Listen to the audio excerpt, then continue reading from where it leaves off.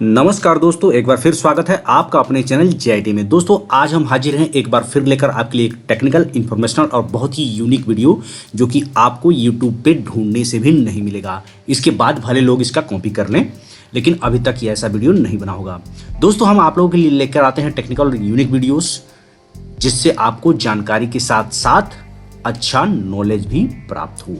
तो दोस्तों आज हम बात करने वाले हैं इंजेक्शन मोल्डिंग में प्रयोग किए जाने वाले ढेर सारे टेम्परेचर्स के बारे में, जैसे कि मेल्ट टेम्परेचर क्या होता है, मेल्टिंग टेम्परेचर क्या होता है, इजेक्शन टेम्परेचर क्या होता है और भी बहुत सारे टेम्परेचर्स के बारे में इस वीडियो में हम जानेंगे। तो दोस्तों वीडियो में अंत तक जरूर बने रहें, और यदि आप हमारे चैनल पर नए हैं और अभी तक हमारे चैनल को सब्सक्राइब नहीं किया है तो कृपया सब्सक्राइब का बटन दबाएं और बेल आइकन को प्रेस कर दें, ताकि आपको फ्यूचर में ऐसी टेक्निकल और इंफॉर्मेशनल और यूनिक वीडियो सबसे पहले प्राप्त हो। तो आइए दोस्तों हम स्टार्ट करते हैं वीडियो को। सबसे पहला टेम्परेचर जो होता है इंजेक्शन मोल्डिंग में, वो क्या होता है? Process temperature. जैसे कि नाम से ही प्रतीत हो रहा है प्रोसेस, यानी कि इसका परिभाषा भी ऐसी हो गया कि जैसे कि आपका किसी भी प्लास्टिक मटेरियल को प्रोसेस करने के लिए जो टेम्परेचर यूज किया जाता है या प्रयोग में लिया जाता है, वो टेम्परेचर उस पर्टिकुलर मटेरियल का प्रोसेस टेम्परेचर होता है। दोस्तों हर मटेरियल का प्रोसेस टेम्परेचर जो होता है अलग अलग होता है, डिफरेंट होता है। सबका अपना अलग प्रोसेस टेम्परेचर होता है, हर प्लास्टिक का अलग अलग। जनरली जो होता है प्रोसेस टेम्परेचर रेंज में दिया जाता है। जैसे कि यहाँ पर देख लीजिए, आपका पीपी का प्रोसेस टेम्परेचर जो है पॉलीप्रोपिलीन का, आपका 170 डिग्री सेल्सियस से लेकर 280 डिग्री सेल्सियस तक है।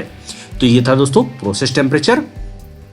दोस्तों अब आते हैं हम बैरल टेम्परेचर पे। जैसा कि नाम से प्रतीत होता है बैरल टेम्परेचर, यहाँ पे हमने एक बैरल का इमेज दिखाने की कोशिश की है। जैसा कि नाम से प्रतीत होता है बैरल टेम्परेचर, इसमें क्या होता है, प्रोसेसिंग के लिए, कोई भी प्लास्टिक मटेरियल प्रोसेसिंग के लिए जो हम बैरल में टेम्परेचर फीड करते हैं, वही आपका बैरल टेम्परेचर होता है। मोस्टली मोल्डिंग में क्या होता है दोस्तों, बैरल टेम्परेचर जो होता है, हीटिंग जोन्स होते हैं, उस जोन्स में आपका इंक्रीजिंग ट्रेंड में होता है, आपका पीछे से लेके आगे तक, यानी कि फीड जोन से लेके मीटरिंग जोन तक। जैसा कि आप यहाँ पे देख पा रहे होंगे, यहाँ पे फीड जोन है, ट्रांजिशन या मिक्सिंग जोन है, मीटरिंग जोन है या नोजल है यहाँ पे। तो यहाँ पे 4 जोन्स दिख रहे हैं। मिनिमम जो होता है आपका 3 जोन और मैक्सिमम आपका 5 जोन पाया जाता है किसी भी इंजेक्शन मोल्डिंग के बैरल टेम्परेचर को सेट करने के लिए। दोस्तों अगला है मोल्ड टेम्परेचर। मोल्ड टेम्परेचर जो होता है किसी भी प्लास्टिक मोल्डिंग का बहुत ही इंपॉर्टेंट वेरिएबल टेम्परेचर होता है। दोस्तों इसमें क्या होता है, जैसे कि आपका हॉट सरफेस है तो आपका प्लास्टिक को ज़्यादा देर तक लिक्विड रखेगा और मर्ज करता है अच्छी तरीके से, और कैविटी प्रेशर भी डेवलप करता है, जिससे आपके अणु जो होते हैं प्लास्टिक के, मर्स जो होते हैं पॉलीमर्स के, अच्छे तरीके से पैक हो जाएं। यदि ठंडा रहेगा तो क्या होगा दोस्तों, कई बार ठंडा रहता है तो क्या होता है, आपका वेल्ड लाइन आता होगा, यदि आपने प्रैक्टिकली देखा होगा तो, या तो आप जान जाइए यदि ठंडा रहेगा तो आपका वेल्ड लाइन आएगा। दोस्तों इसमें हम लोग क्या करते हैं कि मोल्ड को ठंडा भी किया जाता है, कम टेम्परेचर मेंटेन किया जाता है, और टॉप टेम्परेचर यानी कि टेम्परेचर गेन भी किया जाता है, यानी कि जितना टेम्परेचर होता है वातावरण का उससे ज़्यादा भी टेम्परेचर लेते हैं। कैसे लेते हैं आइए जानते हैं दोस्तों। ठंडा करने के लिए हम चिलर का प्रयोग करते हैं, यानी कि रिड्यूस करते हैं टेम्परेचर को, और गर्म करने के लिए हम MTC मोल्ड टेम्परेचर कंट्रोलर का प्रयोग करते हैं, जिससे हाई मोल्ड टेम्परेचर हम मोल्ड को दे सकते हैं। दोस्तों अगला टेम्परेचर जो है इंपॉर्टेंट टेम्परेचर, यह है सबसे इंपॉर्टेंट, पूछा भी जाता है अक्सर परीक्षाओं में, मेल्टिंग टेम्परेचर।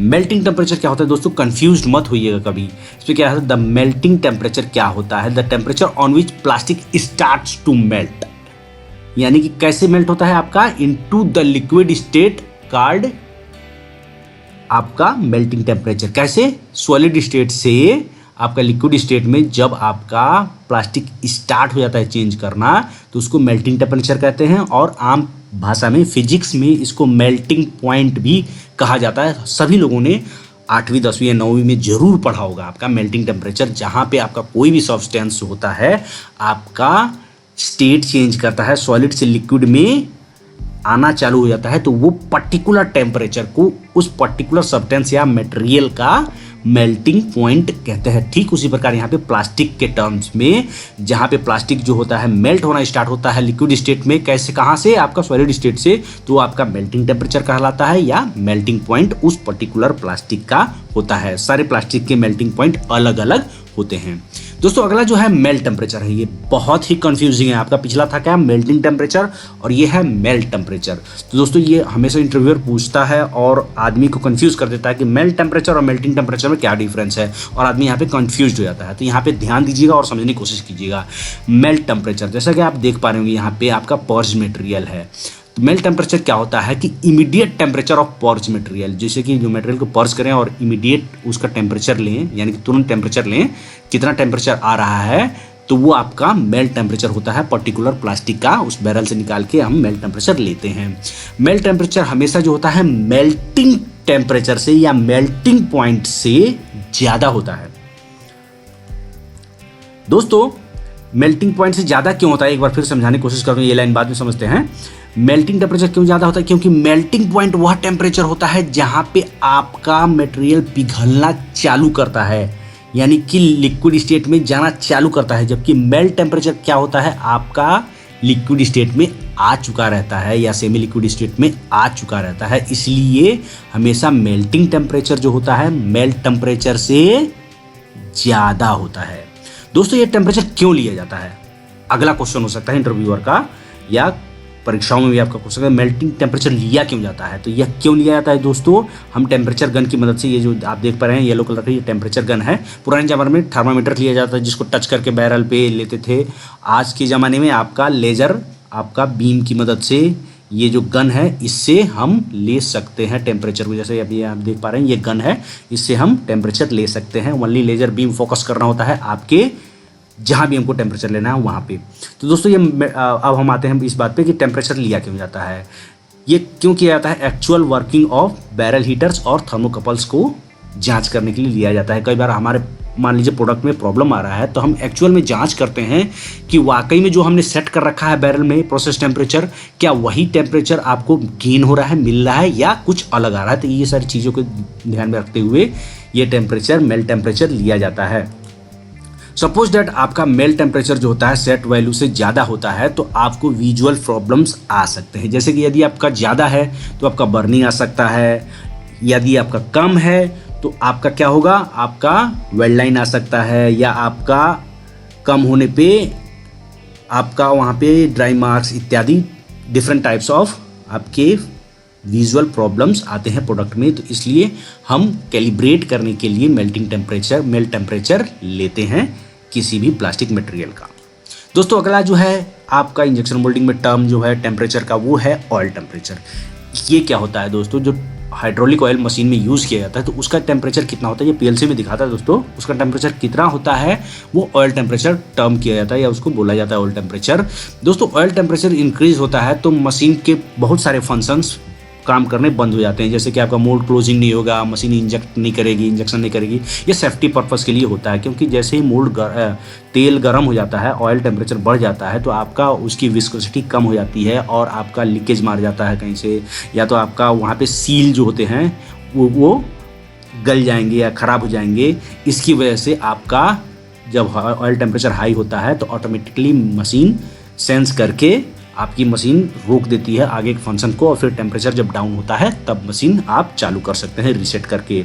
टेम्परेचर जो होता है आपका हीट एक्सचेंजर की मदद से कंट्रोल किया जाता है, यानी कि मेंटेन किया जाता है। दोस्तों हीट एक्सचेंजर जैसे कि आप यहाँ पे देख पा रहे होंगे, यहाँ पे ऑयल का इनलेट आउटलेट होता है और इधर से आपका वाटर जाता है जो कि आपका ऑयल टेम्परेचर को मेंटेन करके रखता है।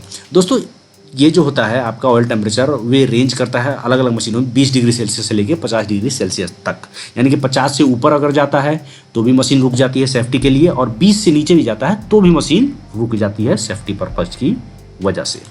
दोस्तों अगला जो टेम्परेचर टर्म करता है एम्बिएंट टेम्परेचर। ये बहुत कम ही पढ़ाया जाता है, कहीं आपको किताबों में नहीं मिलेगा, लेकिन फिर भी हम आपके लिए लेकर आए हैं। दोस्तों एम्बिएंट टेम्परेचर क्या होता है, सिंपल सी बात है, सराउंडिंग टेम्परेचर, यानी कि जो भी हम मोल्डिंग फ्लोर में काम कर रहे हैं उसके आसपास का जो टेम्परेचर है वो जो होता है उस पर्टिकुलर सराउंडिंग्स का एम्बिएंट टेम्परेचर होता है। जनरली इसको जो होता है, जैसे कि आप देख पा रहे हैं यहाँ पे काम किया जा रहा है, तो यहाँ का जो जनरल टेम्परेचर होगा वो आपका एम्बिएंट टेम्परेचर होगा इस शॉप फ्लोर का। जनरली जो ये होता है रूम टेम्परेचर के नाम से भी जाना जाता है। दोस्तों यह इंपॉर्टेंट क्यों होता है? क्योंकि आपका प्लास्टिक पोस्ट प्रोडक्शन के बाद कंडीशनिंग करनी पड़ती है, सपोज क्यूरिंग करना पड़ता है, सीधी सी बात है क्यूरिंग करना पड़ता है, तो इसीलिए यह जरूरी होता है। यदि हमको टेम्परेचर मिल जा रहा है एम्बिएंट टेम्परेचर पे जितने पे हमको क्यूरिंग कर रहा है तो वहीं करते हैं। अदरवाइज कई प्लांट्स देखे होंगे आपके जहाँ पे ये क्यूरिंग टनल्स रखे जाते हैं। जैसे कि मान लीजिए आपका 40 डिग्री है आपका प्रोडक्ट का इजेक्शन टेम्परेचर, लेकिन आपको उसको क्योर करना है कितने पे, आपको 60 से 70 डिग्री पे करना है, तो हम इस टनल का जो है टेम्परेचर जो होता है, ये जो क्यूरिंग टनल है इसका टेम्परेचर हम बढ़ा सकते हैं 60-70 डिग्री और एक तरफ से दूसरी तरफ गुजारते हैं आपके एक लिमिटेड टाइम के लिए, जिससे वो प्रोडक्ट क्योर हो जाता है। और कई जगह हमको कम ज़रूरत होती है टेम्परेचर की, तो वहाँ पे एसी प्लांट्स होते हैं जहाँ पे आपका एम्बिएंट टेम्परेचर कम कर लेते हैं आपका एयर कंडीशंस की मदद से। दोस्तों जो होता है आपका ये जो एम्बिएंट टेम्परेचर है directly proportional to shrinkage of plastic होता है। जैसे आपको कहीं आपको श्रिंक करवाना है प्रोडक्ट को, यानी कि फिटमेंट करवाना है प्रोडक्ट को, तो हम प्रोडक्ट को जल्दी निकाल लेते हैं, लेकिन टेम्परेचर देकर उसको डायमेंशनिंग करते हैं। वैसे ही आपका यहाँ पे जल्दी से ठंडा करके आपका प्रोडक्ट को ज़्यादा श्रिंकेज होने से बचाते हैं। तो एम्बिएंट टेम्परेचर बहुत ही महत्वपूर्ण टेम्परेचर है आपका प्रोडक्ट क्यूरिंग के लिए। दोस्तों अगला जो टेम्परेचर है वो है इजेक्शन टेम्परेचर। जैसा कि नाम से ही प्रतीत होता है, क्या है दोस्तों? इजेक्शन, यानी कि जैसे ही इमीडिएट टेम्परेचर, यहाँ भी है जैसे immediate temperature of part product after ejection, यानी कि जैसे ही इजेक्शन होता है, यानी कि डीमोल्डिंग होती है, प्रोडक्ट मोल्ड से निकलता है, तो उस समय जो टेम्परेचर होता है प्रोडक्ट का वो होता है इजेक्शन टेम्परेचर। यह जो होता है डायरेक्टली प्रोपोर्शनल टू श्रिंकेज होता है किसी भी प्लास्टिक प्रोडक्ट का। यदि हम इजेक्शन टेम्परेचर यानी कि ज़्यादा टेम्परेचर पे इजेक्ट कर रहे हैं तो वो अच्छी तरीके से ठंडा नहीं हो रहा है, और जब एम्बिएंट टेम्परेचर में आएगा, अभी जब हमने बात किया एम्बिएंट टेम्परेचर में आएगा तो वो एक्चुअल से ज़्यादा श्रिंक हो जाएगा, क्योंकि गर्म से ज़्यादा ठंडा होगा। दोस्तों प्रोडक्ट की डायमेंशनल प्रॉपर्टी और बहुत सारी प्रॉपर्टीज़ के ऊपर डिपेंड करता है इजेक्शन टेम्परेचर पे। यदि हम इजेक्शन टेम्परेचर ज़्यादा निकालते हैं तो हमारा आपका श्रिंक होके आपका हो सकता है आपके जो डायमेंशंस हैं वो चेंजेस हो जाएं, आपकी प्रॉपर्टी जो है वो चेंजेस हो जाती है। इसलिए इस टेम्परेचर को काफ़ी ध्यान में रखा जाता है। हर प्रोडक्ट का आपका डायमेंशंस के हिसाब से अलग अलग इजेक्शन टेम्परेचर होता है। दोस्तों ये जो होता है आपका कैसे कंट्रोल किया जाता है, आपके मोल्ड टेम्परेचर के मदद से इजेक्शन टेम्परेचर कंट्रोल किया जाता है। और अभी हमने पीछे बात किया मोल्ड टेम्परेचर कैसे कंट्रोल किया जाता है, एमटीसी से या चिलर का पानी देकर कंट्रोल किया जाता है। तो दोस्तों ये सब कुछ था आपका टेम्परेचर के बारे में, जो कि इंजेक्शन मोल्डिंग में यूज़ किया जाता है। इसके अलावा भी अगर कुछ छूट गया है मुझसे तो आप नीचे डाल सकते हैं, उस टेम्परेचर के बारे में पूछे, मैं ज़रूर कोशिश करूँगा आपको उसका जवाब देने का। दोस्तों यदि वीडियो अच्छा लगा तो कृपया करके लाइक का बटन दबा दीजिए और इस वीडियो को शेयर करना बिल्कुल ना भूलें, अपने दोस्तों तक पहुँचाएँ और ज्ञान बढ़ाएँ। दोस्तों यदि आपको वीडियो अच्छा नहीं लगा, डिसलाइक करना चाहते हैं, तो उसका कारण जरूर मेंशन करें ताकि हम आगे आने वाली वीडियोज़ में उस प्रॉब्लम को सॉल्व कर सकें और आपकी और मदद कर सकें। तो दोस्तों मिलते हैं अगले वीडियो में, तब तक के लिए जय हिंद जय भारत।